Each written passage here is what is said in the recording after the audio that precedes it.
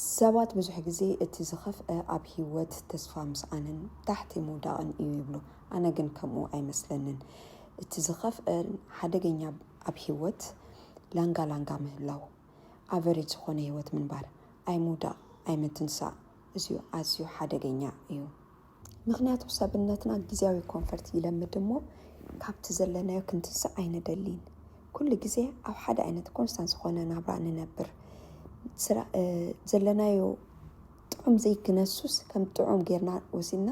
ተመስገን ይኣኽለኒ ኦፍኮርስ ይኣኽለኒ ምባል ኣዝዩ ኣገዳሲ ነገር እዩ። እግዚኣብሔር ዝፈትዎ ነገር እዩ። ነገር ግን ይኣኽለኒ ኢልካ ኣብቲ ዘይኣኽለልካ ሂወት እናነበርካ ይኣኽለኒ ምባል ቁሩብ ትህጊት እዩ። ነፍስኻ ምትሓት እዩ። እግዚኣብሔር እኹል ዓቕሚ ካፓሲቲ ሂቡና ከሎ ንኸይንጥቀመሉ ዝገብረና ምክንያታት እዩ ማለት እዩ። ስለዚ ኣብ ሂወት እቲ ኣዝዩ ሓደገኛ ነገር እንተሃለወ ካብ ሎሚ ፅባሕ ከይተመሓየሽካ ምንባር፣ ኩሉ ግዜ ካብ ፔይቼክ ናብ ፔይቼክ ናብ ተመሓላለፍካ ምንባር። እዚ ኣብ ሂወተይ ካብ ዘስተውዓልኩም መብዛሕትኡ ግዜ እቶም ኣብ ዝለዓለ ደረጃ ንሪኦም ሰባት ናብርኦምን ናብራ ሕብረተሰቦምን ዝቕይሩ ሰባት እንተሪኢናዮም ሕሉፍ ሂወቶም ኣዝዩ ፅንኩር ሓያል ሓደገኛ ብጣዕሚ ኣብ ታሕቲ ዝነበረ ሂወት እዩ። ሜቢ ኣብ ትምህርቲ ንዑኣት ትምህርቲ ሕማቕ ዲኻ ንስኻ ኣይትኽእልን ኢኻ ዝበሃሉ ወይ ብሓኪም ተስፋ ዝቆረፁ ድሕሪ ሕጂ ደጊምካ ክትስእ ኣይትኽእልን ኢኻ ክትጎይ ኣይትኽእልን ኢኻ ከምዚ ኮታስ ዝኾነ ይኹን ዓብይ ፀገም ዘለዎም ወይ ብሓዘን ዝተጠቕዑ ኣዝዮም ዝፈትዎም ሰባት ካብ ጎኖም ምዘይህሉ ብጣዕሚ ፀቕጢ ምዝህልዎም ካብቲ ፀቕጢ ተሲኦም ነብሶም ኮይኖም ንሕብረተሰቦም ዝኾኑ ሰባት እዮም ዝኾኑ። እዚ ዝኾነሉ መብዛሕትኡ ግዜ ድማ እቶም ሰባት ኣዝዩ ፅንኩር ቦታ ይህልውሞ ምትሳእ ዝሰኣኑ ቦታ ሞ ይህሉ ኦፍ ይኣኽለኒ ካብ ሕጂ ኒነው ዝብል ተቆራፅነት ዝኾነ ሓያል ዝኾነ ሓቦ ይሕዙሞ ካብቲ መፂዎም ዘሎ ሓደጋ ከመይ ገይሮም ከምልጡ ይኽእሉ ስለ ዝሓስቡ ምሕሳብ ጥራሕ ስለዘይኮነ ድማ ብሙሉእ ሓይሎም ስለ ዝሰርሑ ንነብሶም ክቕይሩ ኢሎም ዝሓሰብዎ ንሕብረተሰቦም ከይተረፈ ይቕይሩ ማለት እዩ። እዞም ከምዛ ከማይ ድማ ሂወትና ብሙሉእ ኣብ ኖርማል ዝተሓፀረ ከዓኒ ኣብ ትምህርትና ኖርማል፣ ኣብ ፋይናንሻል ሲትዌሽንና ኖርማል፣ ምስ ሰባት ዘለና ርክብ ኖርማል፣ ኣብ ጥዕናና ኖርማል፣ በቃ ኣይንሓምምን ሕክምና ይንኸይድን ግን ግቡእ ሓይሊ ዘይብልና፣ ምስ ሰባት ፅቡቕ ኮኔክሽን ዘይብልና ወይ ኔትወርክና ስፍሕ ዝበለ ዘይኮንና፣ ፋይናንሽልና ድማ ካብ ኢድ ናብ ኣፍ ዝኾነ ሂወት ከጆዳፍ ብምሓርኛ ማለት እዩ ዝኾነ ናብራ ንነብር ሰባት ከዓኒ እንታይ ኣይንትስእ ኣይንደቅስ ኩሉ ሻዕ ኣት ሴም ሌቭል ንነብር እዚ ኮንስታንት ዝኾነ ሂወትና ሒዙና ይድቅስ ንኸይንትስእ ንገብር። እዚ ድማ ኣብ ሂወት ኣዝዩ ሓደገኛ ኣይ ክንትስእ ዘይገብረና ማለት እዩ። ንኣብነት ሂወትና ከም ሓንቲ መፅሓፍ ወይ ድማ ከም ሓንቲ ሙቪ ሞ ንሕሰባ እስከ ክንደይ ሰብ እዩ ከይሰልችዎ ክሪኦ። ኣነ እርግፀኛ ናይ መብዛሕትኡና ሳልሳይ ፔጅ ከማን ክንበፅሕ ወይ ክነንበብ ኣይንደሊና ወይ ክንሪኦ ኣይንደሊና ወይ ከዓ ሓንቲ ፊልም ተገዲድካ ሲነማ ተኣቱ እሞ በቃ ስለ ዝኸፈልካላ ስለ ዝኣተኻ ኮፍ ኢልካ ትውዳኣ ድሓር ኣብ ደገ ምስ ወፃኻ ዋው ከመይ ነይሩ እዚ ሙቪ ገለ ምስ ተባልካ ወይ ኖርማል እዩ ብዙሕ ህንጡይነት ኣይኮነን ብዙሕ ኣገዳሲ ይኮነን ኖርማሊ ነይሩ ከምዚ ነይሩ ተፋትዮም ብድሕሪኡ እሳ ገዲፋቶ ኸይዳ ከምዚ ኢሎ ገለ በቃ መወዳእቱ ተዓሪቖም ካልእ ብዙሕ ኣድቬንቸር ደይብሉ ሙቪ ነይሩ እዩ ዝበሃል። እስኪ ንነፍስና ናትና ሂወት ካብ መጀመርያ ክሳብ ዘለናዮ ዕድመ ንፈትሽ ወስከ ከመይ እዩ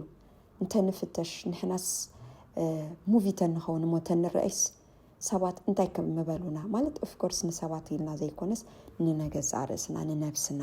ካብ ነብስና ሓሊፍና ድማ ንቤተሰብና ካብ ቤተሰብና ሓሊፍና ንሕብረተሰብና ብዝያዳ ድማ እንተሓሲብና ንዓለምና ጽቡቕ ነገር ንገብር ማለት እዩ ብድሕሪና ኣበርኪትና ንሓልፍ ማለት እዩ እዚ ድማ እቲ ኣዝዩ ዝኸፍአን ሓደገኛ ቦታ ምህላው እግዚኣብሔር ኣቕምን ሓይልን ክእለትን ኩሉ ኦፖርቹኒቲ ሂቡና ከሎ ንሕና ግን ኣይንጥቀመሉን ንድቅስ ከይፃዓርና ንደልዮ ነገራት ኣብ ክንዲ ምፅዓር እቲ ዘለና ህይወት ይፀብቕ ይሕማቕ ኣብኡ ንነብር ኣቦታትና እውን ከምኡን ኣብ መጽሓፍ ቅዱስ ብዛዕባ እዚ ብዙሕ ተባሂሉ ኣሎ ንኣብነት ተባዕ ኣይሞተ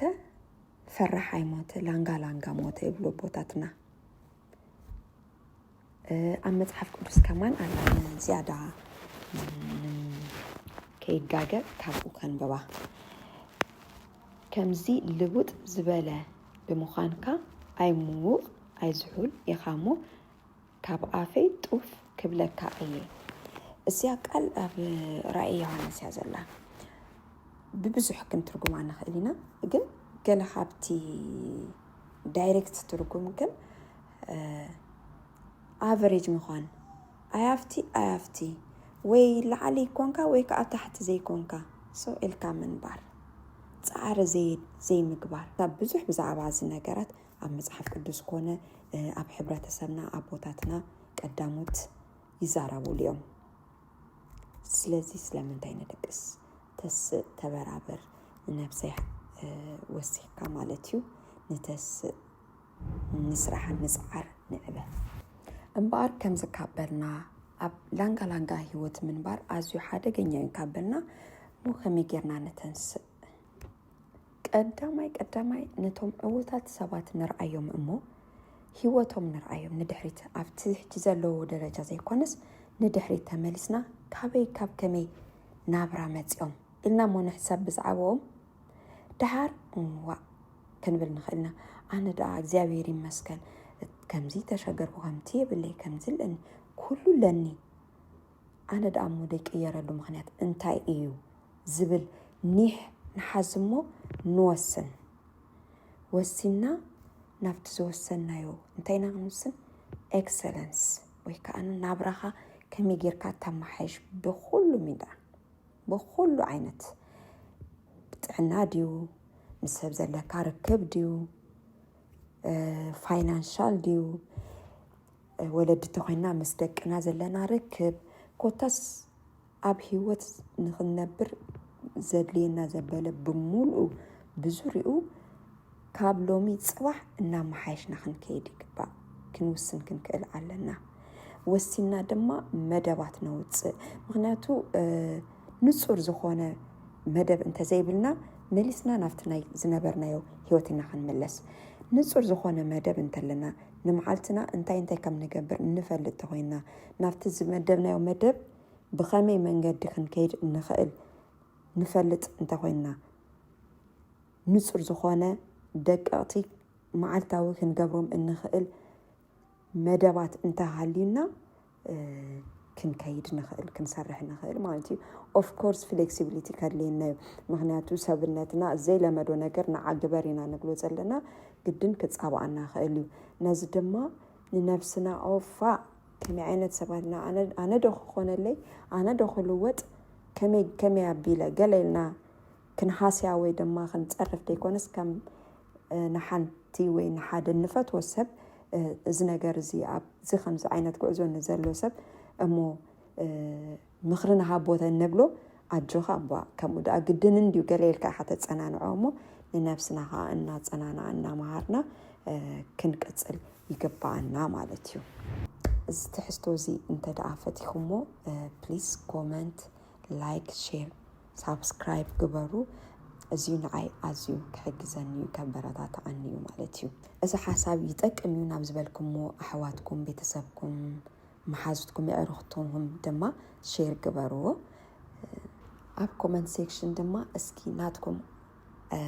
ኣተሓሳስባ ወይ ድማ ንስኹም ከ እንታይ ትሓስቡ ኣብዚ ጉዳይ እዚ ከመይ እዩ ናይ ኩላህና ኣተሓሳስባ ከም ሰብነትና ይፈላለዩ እሞ እስኪ ዝተፈላለዩ ሓሳባት ክህልወና ስለ ዝኽእል ብሓባር ክንመሃር ምንታይ ፕሊዝ ኣብ ኮመንት ሴክሽን ሓሳብኩም ግደፉለይ ኣብ መወዳእታ ክላብዮ ዝደልዮ ነገር እንተደኣ ሃልዩ ህይወትና ንምቕያር ኣዝዩ ክፉእ ንምስጋሩ ፀገም ዝኾነ ህሞት ኣይነፀበ ካብቲ ዘለናዮ ንተስእ ንበራበር እቲ ዘለናዮን ፅቡቕ ኢልና ኣብኡ ኣይነደቅስ ተምሃሮ እንተኾይና ኣብ ትምህርትና ንበርትእ ሰራሕተኛታት እንተኾይና ኣብ ስራሕና ንበርትእ ነጋዶ እንተኾይና ኣብ ንግድና ኣዝና ንሓይል መዓልታዊ እቶትናና እናብዛሕና ንኸድ ኣብ ገዛ ደቅና ንዕቢ ኣዲታት እንተኾይና ድማ ተገዲስና ኣብ ደቅና ኣብ ምዕባይ ኣዲታት ኮና ኣቦታት ተገዲስና ደቅና ንዕቢ ኮታስ ኣብቲ ዘለናዮ ህይወት ኣብ ዝኾነ ይኹን ካብ ሎሚ ፅባሕ እናተመሓይሽና ንኸድ ንነፍስናን ንሕብረተሰብናን ደው ዝበልና ሰባት ንኹን ብድሕሪና ሽምና ይፀዋዕ ታሪክ ንስራሕ እብለኩም ቴንክ ዩ ሶ ማች ክሳብ ሕጂ ስለዝተኸታተልኩምኒ ኣዝየ የመስግነኩም